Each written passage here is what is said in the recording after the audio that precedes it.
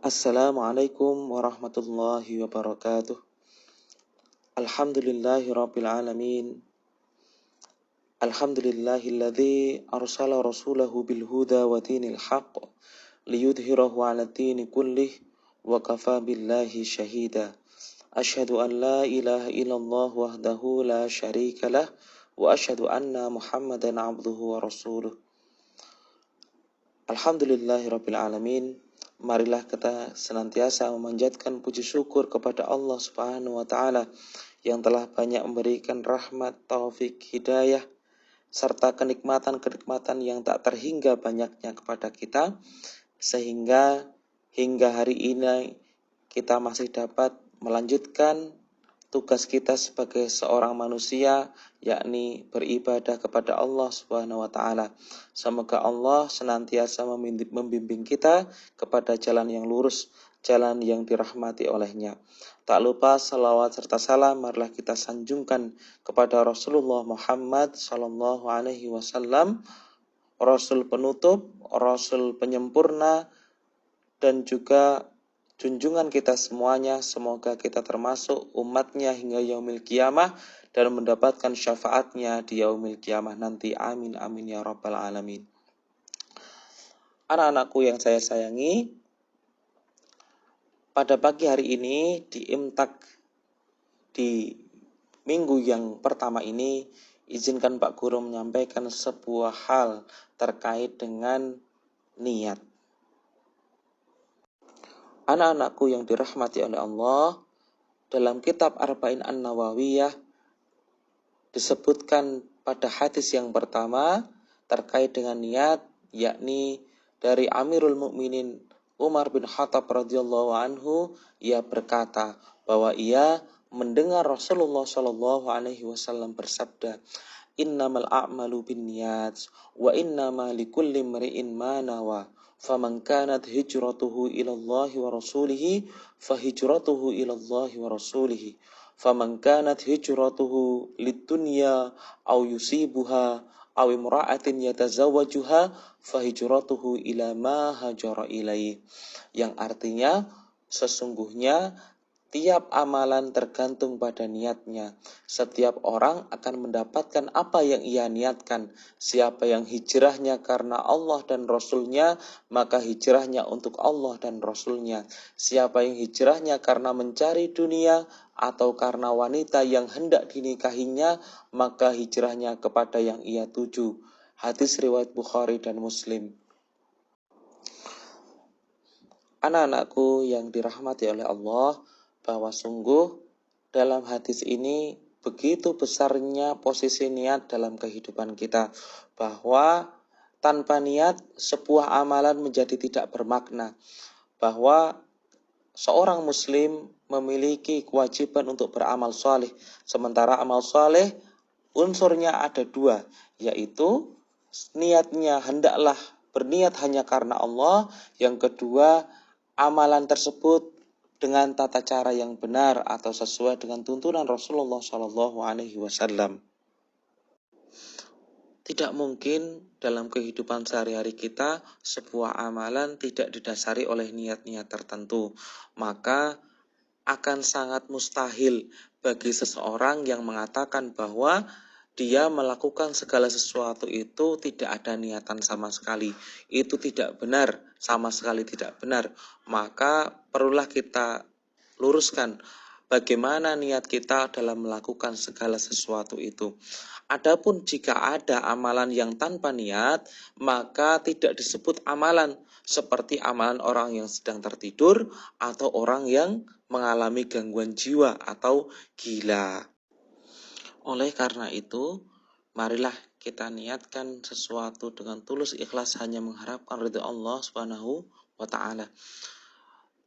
Ada sebuah riwayat bahwa seorang sahabat mendatangi Rasulullah Shallallahu Alaihi Wasallam, kemudian dia berkata, "Wahai Rasulullah, bagaimana pendapat Anda tentang seseorang yang berperang di jalan Allah untuk mencari pahala dan juga agar namanya dikenang manusia lainnya? Apakah yang akan ia peroleh?" Nabi Shallallahu Alaihi Wasallam menjawab, ia tidak mendapatkan apa-apa. Lalu orang tersebut mengulangi pertanyaannya sampai 3 kali, dan semua jawaban dari Nabi Muhammad Shallallahu Alaihi Wasallam juga sama, ia tidak mendapatkan apa-apa. Kemudian Rasulullah Shallallahu Alaihi Wasallam bersabda, sesungguhnya Allah tidak menerima amalan kecuali dengan niat ikhlas dan hanya mengharapkan balasan darinya semata. Hadis riwayat An-Nasai. Anak-anak yang dirahmati oleh Allah, dalam hadis yang Pak Guru sebutkan barusan, bahwa sebenarnya orang tersebut pasti mendapatkan segala sesuatu, namun dikatakan tidak mendapatkan apa-apa, itu artinya dia tidak mendapatkan apa-apa dari sisi Allah Subhanahu wa taala. Sementara mungkin ia mendapatkan sesuatu yang ia niatkan berupa ketenaran, berupa pujian, dan itu tidak sampai kepada Allah Subhanahu wa taala. Dalam kisah yang lain, Rasulullah Shallallahu Alaihi Wasallam mengisahkan 3 orang Muslim di hadapan mahkamah Allah Subhanahu Wa Taala nanti. Hadis dari Abu Hurairah yang diriwayatkan Imam Muslim, An-Nasai, Imam Ahmad dan Baihaqi ini meriwayatkan ada seorang mujahid, seorang alim, dan seorang dermawan. Bukan surga yang diperoleh, justru neraka yang didapat ketiganya. Orang pertama dipanggil menghadap Allah Subhanahu wa taala. Ia merupakan seorang pria yang mati syahid. Saat di hari perhitungan, Allah pun bertanya, "Apa yang telah engkau perbuat dengan berbagai nikmat itu?" Mujahid itu menjawab, "Saya telah berperang karenamu sehingga saya mati syahid," ujarnya. Allah Subhanahu wa taala pun menyangkalnya, "Engkau telah berdusta, engkau berperang agar namamu disebut manusia sebagai orang yang pemberani, dan ternyata kamu telah disebut-sebut demikian." Mujahid itu pun diseret wajahnya dan dilempar ke jahanam. Orang kedua pun dipanggil. Ia merupakan seorang alim ulama yang mengajarkan Al-Quran kepada manusia. Seperti orang yang pertama, Allah bertanya hal yang sama. "Apa yang engkau perbuat dengan segala nikmat yang aku berikan?" Sang ulama menjawab, "Saya telah membaca, mempelajari, dan mengajarkan Al-Quran karena engkau," ujarnya. Allah berfirman, "Engkau berdusta. Kau mempelajari ilmu agar disebut sebagai seorang alim, dan engkau membaca Al-Quran agar kamu disebut sebagai seorang qari." Sang alim ulama pun menyusul si mujahid masuk ke dalam neraka. Orang ketiga pun dipanggil. Kali ini ia merupakan seorang yang sangat dermawan. Sang dermawan dianugerahi oleh Allah Subhanahu wa taala harta yang melimpah. Allah pun menanyakan tanggung jawabnya atas nikmat itu.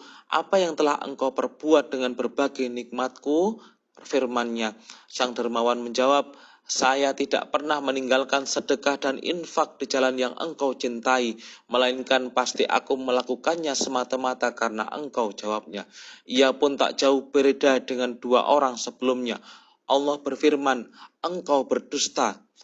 Kau melakukannya karena ingin disebut sebagai seorang dermawan, dan begitulah yang dikatakan orang-orang tentang dirimu." Sang dermawan yang ria ini pun diseret dan dilempar ke neraka, bergabung dengan 2 temannya yang juga menyimpan sifat ria di dalam hati dan sifat yang tidak ikhlas karena Allah Subhanahu wa taala.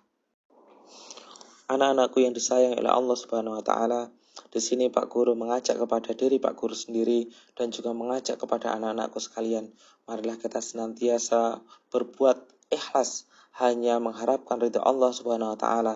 Jangan sampai kita berbuat kebaikan untuk mendapatkan pujian, untuk mendapatkan harta, untuk mendapatkan pangkat dan jabatan, untuk mendapatkan cinta dari seorang wanita ataupun cinta dari seorang laki-laki. Dan semuanya itu tidak diniatkan hanya karena Allah. Karena sungguh segala sebuah kebaikan jika tidak diniatkan karena Allah, maka dia tertolak dan tidak dicatat sebagai amal ibadah. Seorang pelajar hendaknya dia meniatkan segala rutinitas belajarnya, baik di sekolah maupun di rumah, hanya mengharapkan ridha Allah Subhanahu wa taala. Bahwa sungguh seorang muslim diperintahkan oleh Allah Subhanahu wa taala untuk senantiasa belajar dan menuntut ilmu. Karenanya marilah kita meniatkan segala rutinitas kita untuk menuntut ilmu, untuk mengajarkan ilmu, hanya semata-mata mengharapkan ridha Allah Subhanahu wa taala. Di akhir kata, Izinkan Pak Guru memohon maaf jika ada kalimat kata-kata yang salah, sungguh datangnya dari Pak Guru sendiri, dan jika ada kebenaran semua datangnya dari Allah Subhanahu wa taala. Assalamualaikum warahmatullahi wabarakatuh.